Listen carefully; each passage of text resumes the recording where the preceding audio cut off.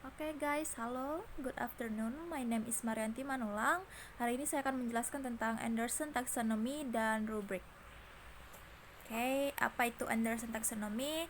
Jadi Anderson Taxonomy adalah sebuah penyempurnaan dari taksonomi sebelumnya, yaitu Bloom's Taxonomy, tapi memiliki beberapa perbedaan.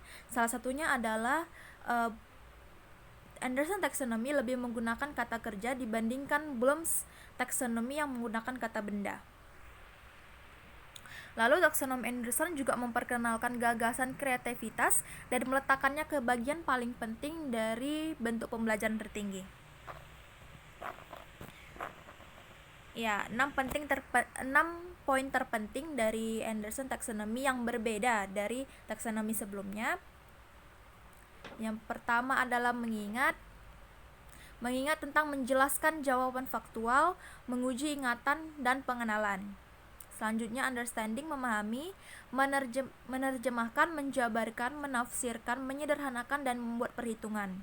Selanjutnya applying, menerapkan, memahami kapan menerapkan, mengapa harus diterapkan, dan mengenali pola penerapan ke dalam situasi yang baru, tidak biasa dan agak berbeda atau berkelainan. Selanjutnya menganalisis itu memecahkan ke dalam bagian bentuk dan pola. Baru menilai berdasarkan kriteria dan menyatakan bagaimana kriteria itu dapat dinilai. Terakhir menciptakan atau creating, menggabungkan unsur-unsur ke dalam bentuk atau pola yang sebelumnya kurang jelas menjadi jelas. Oke. Selanjutnya rubrik. Rubrik adalah sebuah tabel atau set kriteria yang digunakan untuk menilai sebuah pekerjaan atau performance baik pribadi ataupun grup yang lebih detail dibandingkan hanya sebuah tanda penilaian saja. Jadi ada beberapa yang rubrik dapat nilai.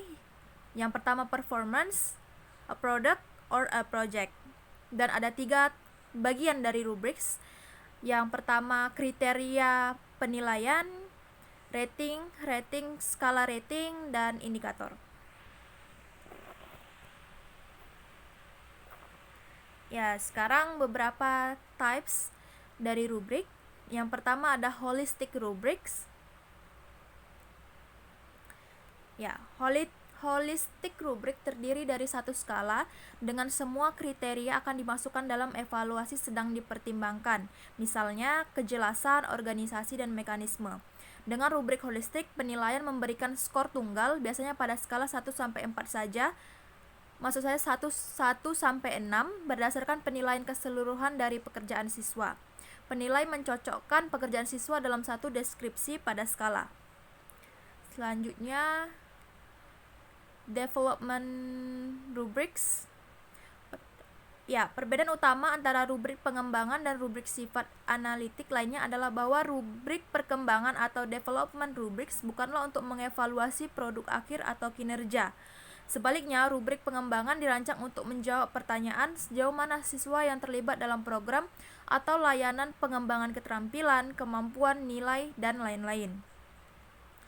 Selanjutnya ada analytic atau analitik rubrik. Jadi ini adalah menyerupai kriteria untuk produk siswa yang tercantum di kolom paling kanan, paling kiri, kanan dan kiri, dan dengan tingkat kinerja yang tercantum di baris atas yang sering menggunakan angka atau teks deskriptif. Ya, pada bagian tengah rubrik dikosongkan untuk mengisi deskripsi seperti apa kriteria yang ditentukan untuk setiap tingkatan kerja. Saat menilai dengan rubrik analitik, masing-masing kriteria dinilai secara individual.